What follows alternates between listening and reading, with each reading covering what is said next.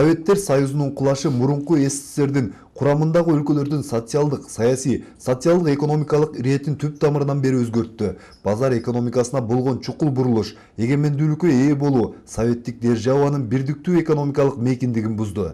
Мындай жагдайлар бирдиктүү экономиканын кулашына, жумушсуздукка жана калктын жакырданышына алып келди. Ошентип 1995 жылдан баштап калктын жашоо деңгээлинин төмөндүгүнүн айынан жакырчылык менен жумушсуздук сыяктуу көрүнүштөр келип чыгып, анын себебинен Кыргызстанда ички жана тышкы зор миграция башталды. Миграциянын экинчи толкуну 2000 жылы келип, анын көпчүлүк бөлүгү тышкы миграцияга туура келди. Ар кандай маалыматтар боюнча бүгүнкү күндө Россияда эле 5,5 миллион кыргызстандык бар. Ошол жакта иштөө менен бирге Кыргыз Республикасындагы социалдык чыңалууну, жакырчылыкты, жумушсуздукту төмөндөтүп, муну менен катар Кыргызстанга акча каражатын жыл сайын которуу жолу менен улуттук экономикага колдоо көрсөтүп жатат. Алардын улуттук экономикага кошкон салымы расмий маалыматтар боюнча 1,5 миллиард АКШ доллары болсо, ал эми расмий эмес маалыматтар боюнча 2 миллиардтан ашык. Мындан улам эмгек мигранттарына өз ата мекенинде жакшы шарт түзүү үчүн Кыргыз Республикасынын мыйзамынын долбоору аркылуу Кыргыз Республикасынын жер кодексине, турак жай жана айыл чарба багытындагы жерлерди башкаруу жөнүндө, мамлекеттик кызмат жөнүндө, муниципалдык кызмат жөнүндө Кыргыз Республикасынын мыйзамдарына түзөтүүлөрдү киргизүү сунушталууда. Кыргыз Республикасынын айрым мыйзам актыларына өзгөртүүлөрдү жана толуктоолорду киргизүү тууралуу Кыргыз Республикасынын мыйзам долбоору экинчи окууда демилгечилер Кыргыз Республикасы Жогорку Кеңешинин депутаттары Текебаев Өмүрбек Черкешевич, Турсунбеков Чыныбай Акунович, Болот Шер, Сапарбай Жомарт Рахатович, Калмаматов Бактыбек. Баяндамачы Кыргыз Республикасынын Жогорку Кеңешинин депутаты Текебаев Өмүрбек Черкешевич. Сөз сизде. Россияда 500 миңге жакын Кыргызстандын граждандары жашап, иштеп атышат. Алардын өтө оор кырдаалда жашап иштешкен. Кыргызстанга жылына 1,5-2 миллиард доллар акча которуп турушат. Кыргыз экономикасын колдогон эң негизги валюталык булак ушул биздин эмгек мигранттар болуп эсептелинет. Биз атайын аларга жардам көргөзөйлүк деп өзүнчө министрлик ачып, Россиянын ири шаарларында консулство ачып, алардын укугун коргогонго аракет кылып атабыз. Алар бүгүн Кыргызстандын экономикасынын чоң бир сектору болуп калдык десек, мындай жаңылышпайбыз. Бирок алар Россиядагы ушул кыйынчылыкта жүрүп, ошол ыңгайсыздыктан кутулуу максатында Россиянын граждандуулугун алышкан. Жумушка жеңил орношот, көчөдөн милиция токтотпойт, эч кимге пара бербейт. Бирок алар граждандуулукту алгандан кийин Кыргызстанга бөтөн болуп бөлүнүп чыгып калып атат. Биздин мыйзам мына ушундай кыргызстандыктарды, кыргыздарды бүгүн ушул чет элдик деп өгөйлөйбүз. Шайлоочулар менен жолукканда, өзгөчө мигранттар менен жолукканда алар айтып атат.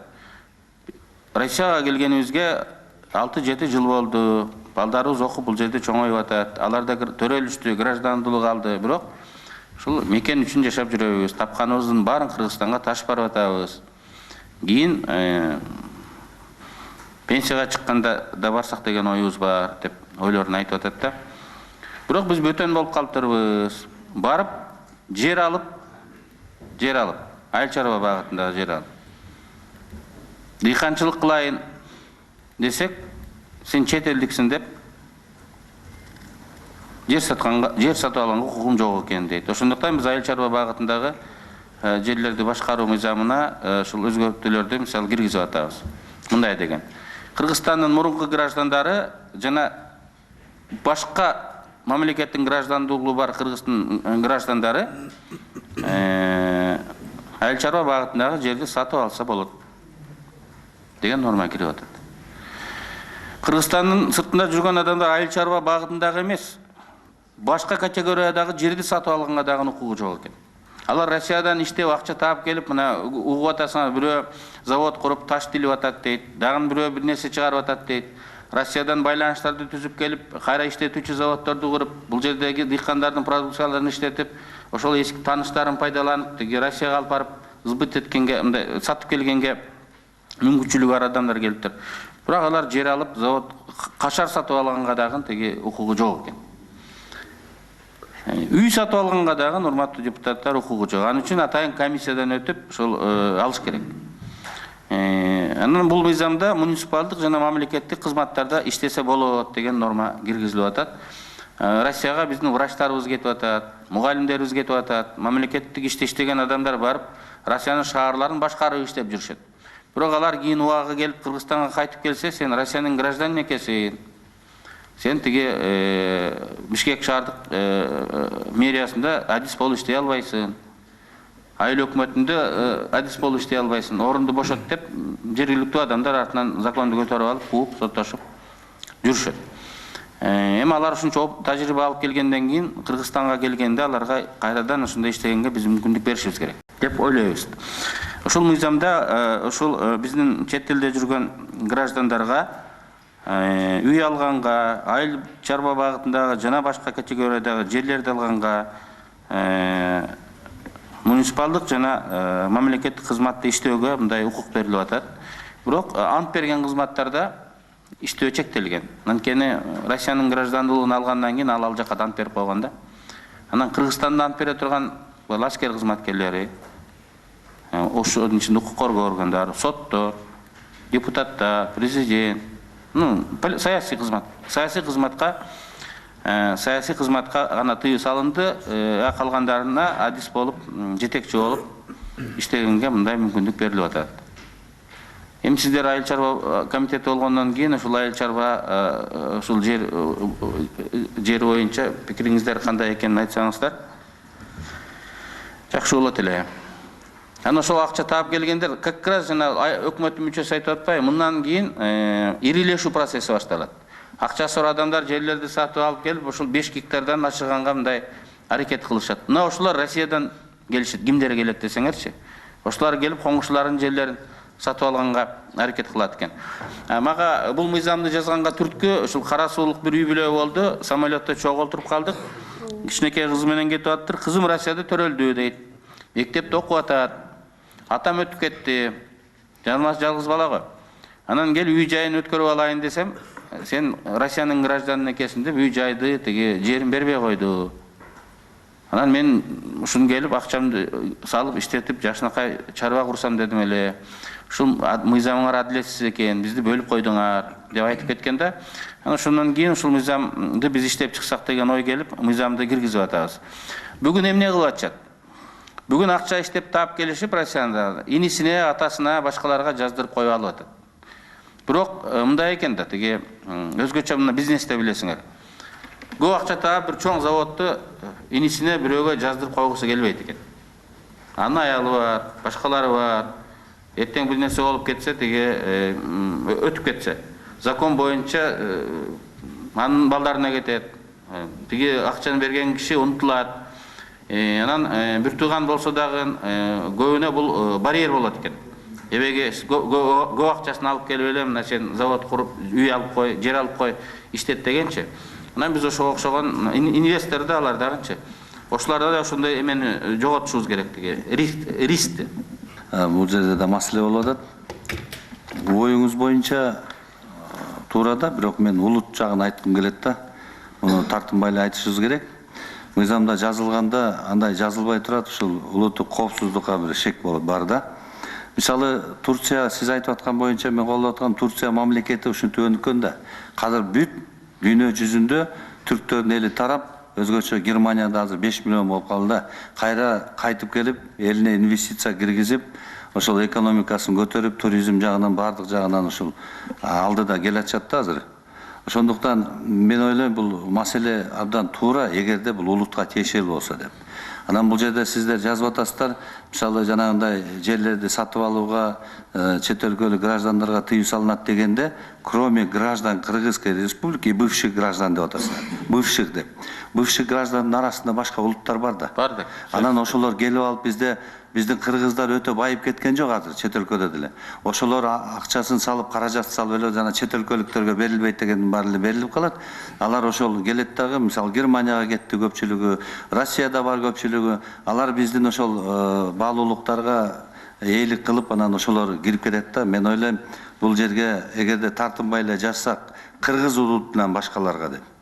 Андай болсо мен макул болот элем, бирок мындай жазганга азыркы биздин мамлекетке эгемендүү мамлекет болуп 23 жыл болса дагы биз бутубузга эптеп туруп там-таң болуп турганда ушуну менен бир тумшукка койсо нокаутка кетебиз деген сөз бар да. Мен ушул эки жагынан бир коопсуздугун ойлоп атам да, ушуну жакшылап карап көрсөңөр. Ошентип эле жазсак. Бывший граждан деп койгондо мен айтам, көпчүлүгү башка улуттар келет. Еврейлер да бар дегенде, орустар да бар, баарын эле айтсак эми биз аларга каршы эмеспиз. Биздин бүгүнкү күндөгү калыптан элек чынында укуктук жагынан, бардык жагынан күрөшүп келатабыз. Демократиялык мамлекет деп атабыз. Биздин өзүбүздүн каада салтыбызды эске алып туруп, анан мыйзамдарды карап койсок жакшы болот. Кээде мамлекеттик коопсуздук, улуттук коопсуздук деген түшүнүк менен мындай чектелиши мүмкүн деген ойду азыр айтып атасыз да. Эки оңуш Россияга кетти. Бири кыргыз, бири кыргыз эмес дейлик. Анан өкмөттөн кайтып келди, мындай граждандык жер алып коелук, айыл чарба кылайлык деп. Буга болот, буга болбойт деп айтайлык деп атабыз да. Өкмөттөн эле ушул жердеги паспорт, айласыдан тиги Россиянын паспортун алды. Мен мындай токтолгум келди. Бүгүнкү мыйзам боюнча, Эсенкул Байдалович, сиз жакшы билесиз. Чет жакка кетип, башка өлкөнүн граждандуулугу алган адамдын үлүш жери мамлекеттин карамагына өтүш керек. Мамлекеттин карамагына өтүш керек. Атасынын же тууганынын карамагына өтсүн эмес, мамлекетке өтүш керек деп жазылган, туурабы? Ошентип жазылган. Бизде 100 миң деген кыргыздар Россияга чыгып, Россиянын граждандуулугун алды. Эгер бирөө жамандыгын алып артынан түшсө, алардын жерин айыл өкмөтүнө алып, анан кайра бизге бер деп жер ала албай жүргөндөр жаңжал салса, азыр абдан чоң катастрофа болот да. Абдан чоң. 100 миң деген участокто талашка чыгат. Үлүшүн ала албай, жер албай жүргөндөр көп. Ошондуктан бул маселе кирсе, алардын ушул менчик укугу дагы гарантияланган болот эле. Мейли Россияга кетсе дагы, тиги үлүшүн алса дагы жери ошо өзүнүкү болуп калат деп. Анан биздин азыр адамдар шуну билбей жүрөт, но эртеби кечпи бирөө айтат да, акылдуусучу. Монун Россиянын граждандуулугун алган, сага жер жетпей жүрөт, айыл өкмөткө алып бар. Жерди тартып алсын депчи. Анан бөлүштүрүп аласыңар деп. Анан укмуш кыймылдар башталат. Ошон үчүн бул мыйзам керек. Сиз аны жок керек эмес деген жоксуз, бирок кээ бир өзүңүздүн кооптонууларыңызды айтып атасыз. Эгер суроо кирип, жогорку кеңеш колдосо мен эмне демек элем. Бирок мен андай сунуш кыла албайм. Сиз сунуш кылыңыз. Мен тактап кетейин, сиз айткандай. Чет өлкөлүк гражданствону алган адамдарды сиз айткандай. Же болбосо мураскору жок, кайтыш болуп калган адамдардын үлүш жерлери мамлекетке өтөт дегениңиз туура, бирок тактап айтып коюш керек. Ошо жерлердин негизинде үлүш албай калган, мыйзамдуу укугу бар үлүш албай калган граждандарга, кыргыздын граждан үлүштөрү берилет да, ошолор берилет. А мамлекеттин өзүндө пайдаланып жүрө бербейт ал. Аны ошентип бериш керек болчу. Биз текшергенде көпчүлүгү алып, айыл өкмөттөр ошону пайдаланган же укугалар пайдалангандары чыгып прокуратура. Мен ошону айтып атпаймынбы. Бүгүнкү адамдар жерин ала албай жүрөт. Эгер бул жана кеткен адамдар Россиянын граждандуулугунун адамдары жерин укугунан жоготуп, ошого мага өтөт экен деген билип калсачы, эртең айылдарда кыймыл башталат. Ким каерден тиги граждандуулукту алды, жерин мага бер депчи. Ошон үчүн бул маселени азыр ушуга бизде эки гражданство жок болгондон кийин бир-эки случай болду да, ушундайчы. Ошон үчүн биз бул маселени тез чечишибиз керек. Анан Эсенкул Байдалович, мен сизди түшүнөм, башка улуттагылар келип жер алат депчи. Эми билбейм, Германияга кеткен немис келип Кыргызстандан жер алып, айыл чарба кыргызга коңшу болуп, ушул айыл чарба эгем дейби, дебейби, аны алып келип иштетиш үчүн да суранышыбыз керек да. Бирок эгер сиз ушундай сунуш кирсеңиз, депутаттар чечсе эмне? Биз эч нерсе дей албайбыз. Мен оюмча бул туура эмес. Эгер мыйзам кабылданса, бардыгына бирдей кабылданыш керек.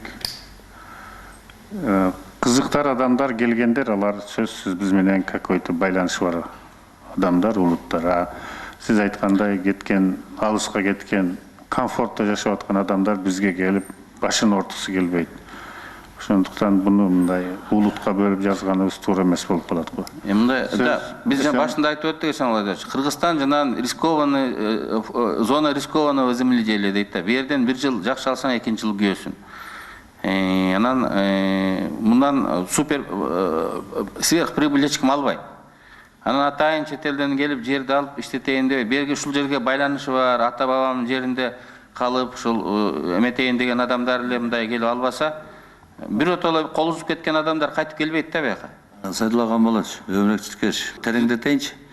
Бүгүнкү глобалдык мен кыскалай айтып коеюн, глобалдык климаттык өзгөрүүдө келечекте мисалы Европанын көпчүлүк аймактары суунун астында калат. Қазір ошонун негизинде бизге көчүп келбейт деп атасаң көбү келет көрөсүңөр. Ошон үчүн биз алдын ала азыртан мындай тереңирээк ойлонсок деген сөзүмдү айтып атам. Келечекте, ооба, келечекте ошондой болот.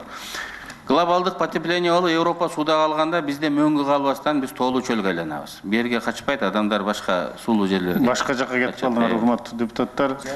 Мындайда өрөкчүлгеш жерде өкмөттү да угуш керек болот да. Өкмөттүн мына бизде берген кагазында каршы ой билдирип атат да.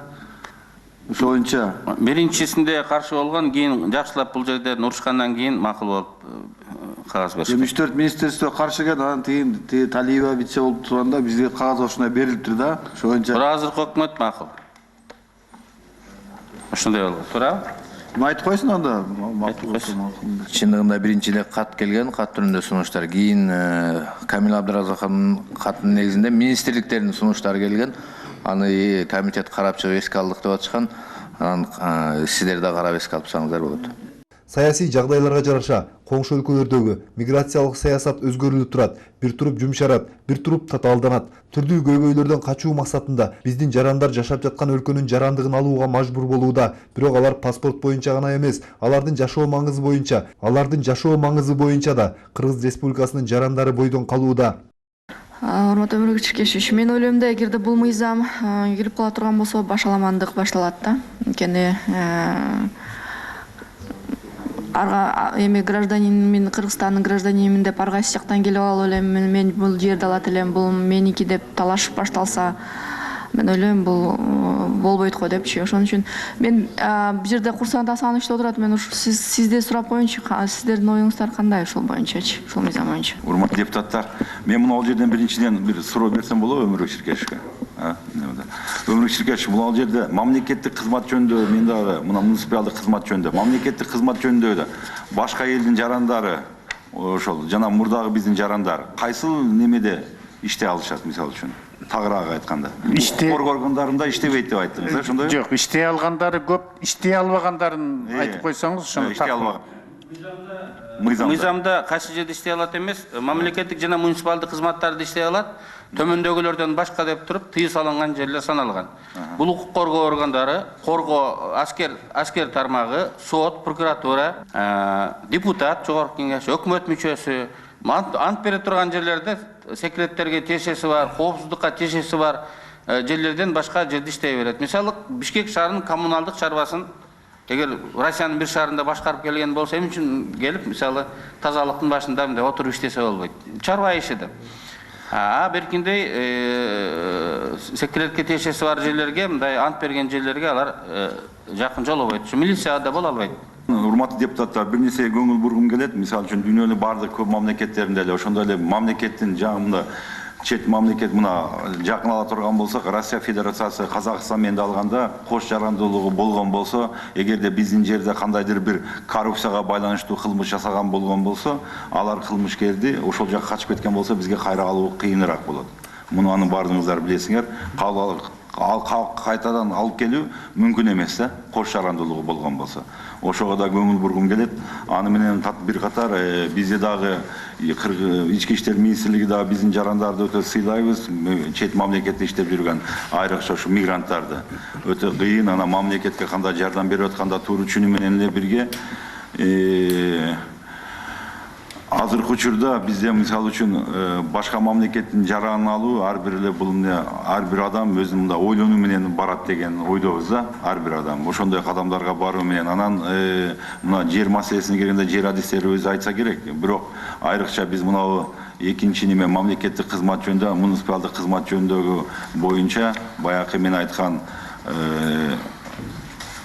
кош жарандуулуктардын кийин эгерде биздин жергебизде кылмыш жасап, жумуш иштеп жүрүп, кийин кеткен болсо кайтарып келүү толугу менен мүмкүн эмес. Ошондуктан бул жерде биздин кайчы пикирлер, ойлор бар. Ошолорду эске алып койсоңуздар туура болот деген эсептейм.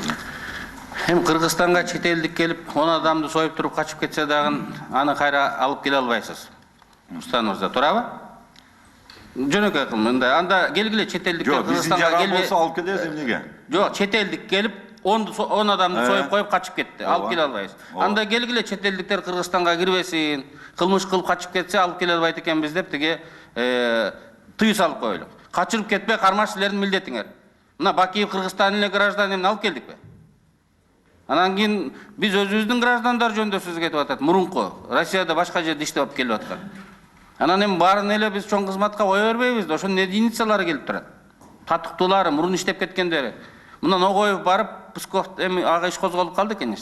Тиги область замгубернатору болду. Азыр бир шаарды башкарып жүрүптүр. Мына биздин эле адис.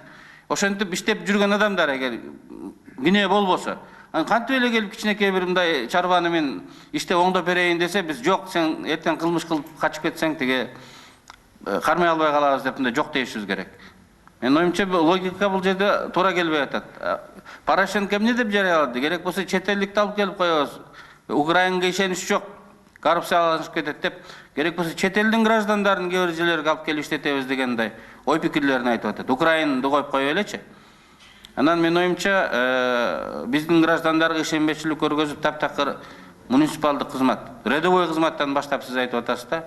Парала турган кызматтын тизмелерин тиги санап коюңуз, болбосо ошолорду тизмесин киргизип коелук. Могул жерде ставкалар мындай экен, тиги ошол жерлерге барбасын деп. Аны сиз жакшы элеп болушуңуз керек.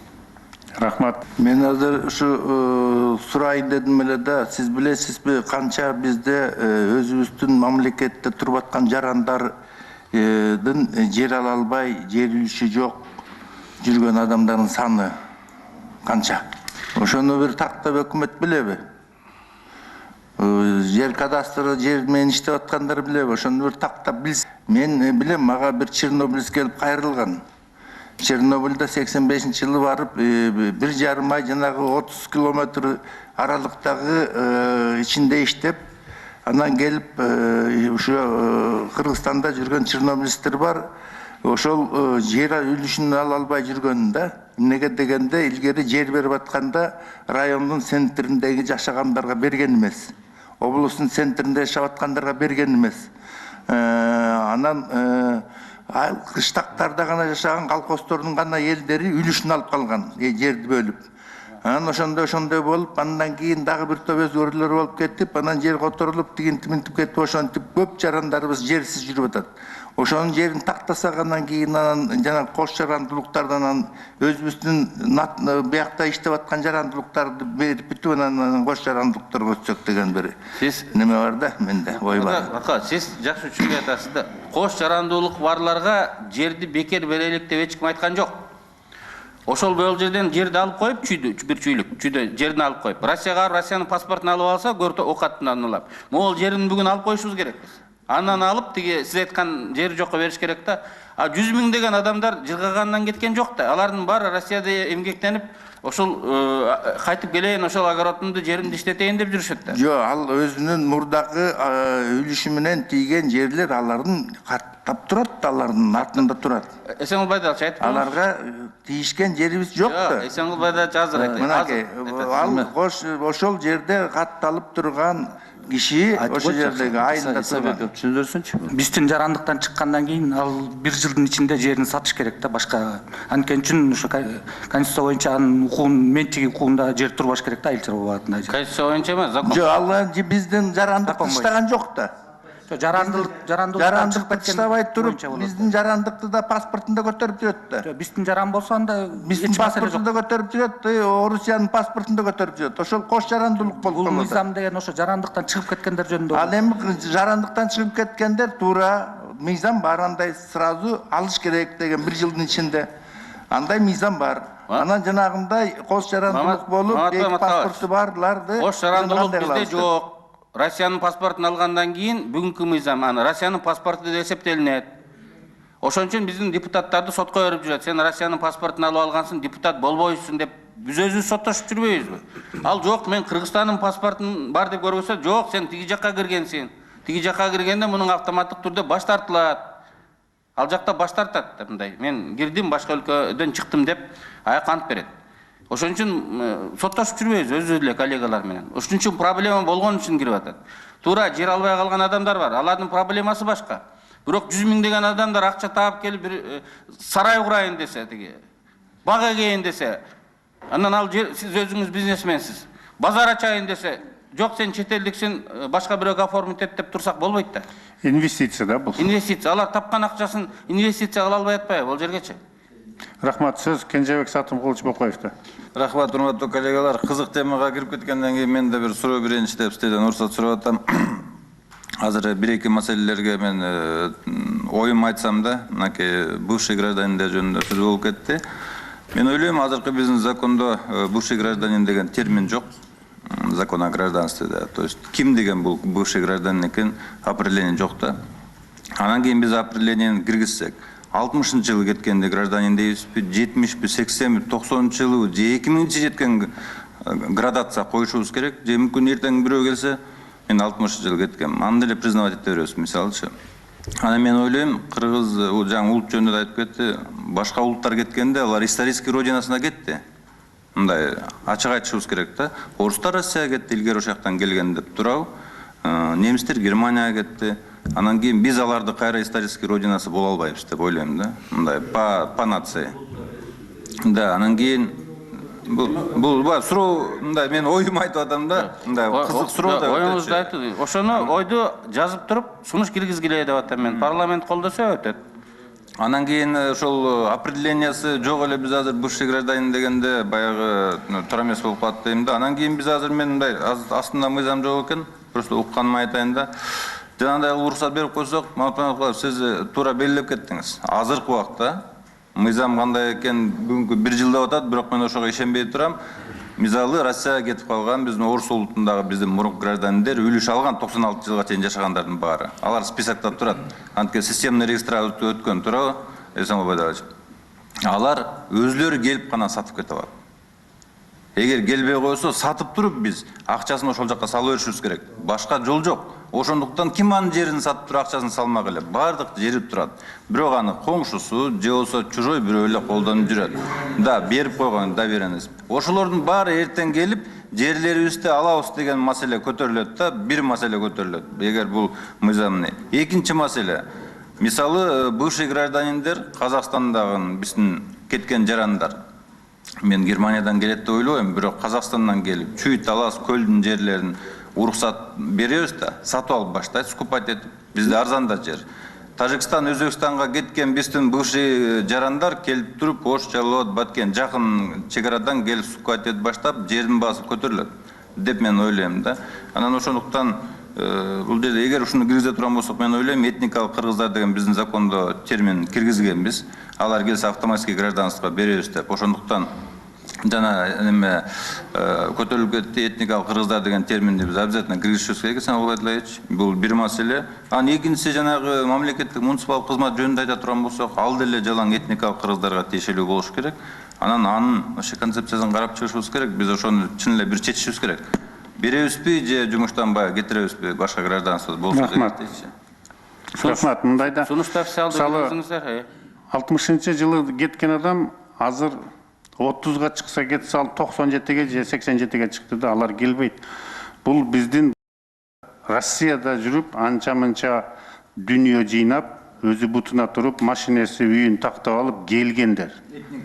Эми этника андан башка улуттар да бар да бизде. Белгиленген ченемдик укуктук тартипте чет жактын жарандыгын алган кыргызстандыктар өтө эле эмоционалдуу жана укуктук чектөөлөр алардан ата мекендин терс бурулуусу катары баалангандыктан мындай тартипти акыйкатсыз деп эсептешет. Андан артык алар мээнет менен тапкан акчаларын улуттук экономикага салуу менен бирге кордукка, кемсинтүүгө чыдап, көп убакыт коротуп, көптөгөн бюрократиялык бөгөттөргө туш болуп, түрдүү тоскоолдуктарды басып өтүп жатышат. Урматтуу депутаттар, урматтуу комитеттин мүшөлөрү, бул каралып аткан мыйзамга мындай бир терең мамиле кылсак деген бир сунушубуз бар эле. Себеби бул мыйзам биринчи окуудан каралып аткандан кийин министерство ведомстволорго алардын ой пикирин билиш үчүн жөнөтүлгөн. Ошондо негизинен бул мыйзамды кабыл алуу максатка ылайыксыз деп Ички иштер министрлиги, улуттук коопсуздук комитети, социалдык өнүгүү министрлиги өзлөрүнүн сунуштарын берген. Сын пикирлери менен Тышкы иштер министрлиги, Коргоо министрлиги, өзгөчө кырдаалдар министрлиги, мамлекеттик кадр кызматы, айыл чарба министрлиги берген. Андан сырткары биздин президенттин аппараты дагы 2 жолу жазуу жүзүндө комитеттин атына дагы, анан адам укуктары боюнча ал комитетте каралып атканда ал жака дагы жазуу жүзүндө өзүнүн сунуштарын берген. Жыйынтыгында ошол каралып аткан мыйзамды ушу ылайыксыз деп эсептеп четке кагуу жагын сунуштаган. Сиздер азыр добуш берип атканда бир министерство ведомстволордон келип түшкөн сунуш пикирлерди бир эске алып коюшуңуздарды өтүнөт. Мен айтып коеюн, сиз угуңуз. Ошо ылайыксыз деген өкмөтүңүздү биз ылайыксыз деп туруп айдап жибердик. Болуп туруңуз. Сатыбалдиевдин өкмөтү ылайыксыз деп эле, жооп туруңуз. Ылайыксыз деп айдап жиберди. Бул эл үчүн ылайыктуу. Эгерде силер ылайыксызсыңар. Силер ылайыксыздар. Ылайыксыз деген. Биринчиден, азыр деген кагазын алып кел. Министрлер бул жерге жооп бербеш керек. Өкмөт жооп бериш керек. Бердиби? Сиз кимди представлять этесиз бул жерде? Жок. Сиз кимди представлять этесиз? Урматтуу депутаттар, урматтуу эл. Атамбаев президент. Россияда жүргөн кыргыздардын келип жер алышына. Алар ал жакта иштеп, көр турмуштун улам Россиянын граждандуулугун алса, бул жердеги жерин алып коелук деген ойду кармангандыгын мен туура эмес деп эсептейм. Президенттин экономикалык, социалдык маселелерге мындай одоно түрдө аралашууга укугу дагы жок. Сиз эмне үчүн өкмөттүн сунуштарын сиз айтып отурасыз? Өкмөт эмне үчүн өзү айтпайт? Мен өкмөттүн башчысы менен да, орун басарлары менен да сүйлөштүм. Баары муну колдоого аргасыз болушту. Биз Ойордо деген телепрограмма чыкканда ошол жерде отуруп өкмөт өзү колдойбуз деп айтты. Туура мыйзам экен деп айтты. Сиз кайсыл өкмөттөн сурап, кайсыл өкмөттүн атынан сүйлөп атасыз? Мен президенттин өкүлүнүн мындай иштерге аралашышына карманча каршымын. Мындай бесцеремонно аралашкангачы. Өкмөт жооп берсин. Өкмөттү силер дирижировать еттиңер. Эгерде жанагы мен айткан улутка тиешелүү болуп аткан мына кыргыздарга, этностук кыргыздарга деп, анан экинчиден двойной гражданство жок болгондон кийин ошону дагы буга белгилеп кетиш керек. Эгерде андай болбосо, анда мен буга каршы болом. Өмүрөк Чиркешев өзүнүн оюн айтсын. Сиз Эсенгул Байдалович ушундай сунушту сиз киргизишиңиз керек. Ар бир сунуштун өзүнүн автору болот. Эсенгул Байдалович кыргыздарга гана берилиш керек деп киргизип атат деп киргизиңиз. Биз колдойбуз, жок колдойбуз, позициябыз ушул жерден айтабыз. Жок, экинчи окууда киргизет да, анычы. Сиз сунуш бериңиз. Сунуш бере аласыз. Сиздин сунушуңузду алып чыгабыз парламентке. Мен сунуш кылып атам. Болду. Эсенгул Байдалович менен Кенжебек Бокоев ушундай сунуш киргизди деп парламентке алып чыгайлык. Депутаттар колдосо сиздики өтөт. Эске алынсын дейбиз. Сиздики өтүп кетсе биз капа болбойбуз.